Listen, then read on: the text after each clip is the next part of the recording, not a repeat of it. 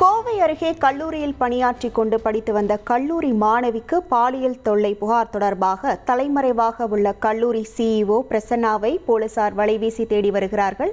இது தொடர்பான முழு விவரங்களோடு இணைகிறார் நமது செய்தியாளர் நாகராஜன். வணக்கம் நாகராஜன். தற்போது கல்லூரி சிஇஓ மீது வைத்திருக்கக்கூடிய குற்றச்சாட்டுகள் என்னவாக இருக்கிறது? முழு விவரங்கள். கோவை மாவட்டம் திருநாஜம்பாளையம் அருகே ஒரு தனியார் என்ஜினியரிங் கல்லூரி உள்ளது. இந்த கல்லூரியில் 25 வயது உள்ள ஒரு பெண் கல்லூரியில் படித்து வருகிறார். இந்த கல்லூரியில் சிஓவாக பணியாற்றி வரும் 39 ஒரு நபர் பெண்ணுக்கு வாட்ஸ்அப் மூலம் அடிக்கடி குறுக்கு செய்திகளை அனுப்பி வந்த நிலையில் அந்தரங்க செய்திகளையும் அனுப்ப ஆரம்பித்தார்.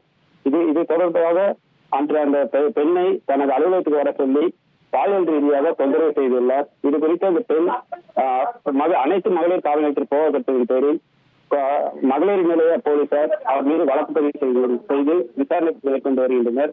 சம்பந்தப்பட்ட அந்த சிஓ அதிகாரி தற்போது தலைமறைவில் உள்ளார். அவரை வலைவீசி போலீசார் தேடி வருகின்றனர். உங்கள் விவரங்களுக்கு நன்றி நாகராஜ்.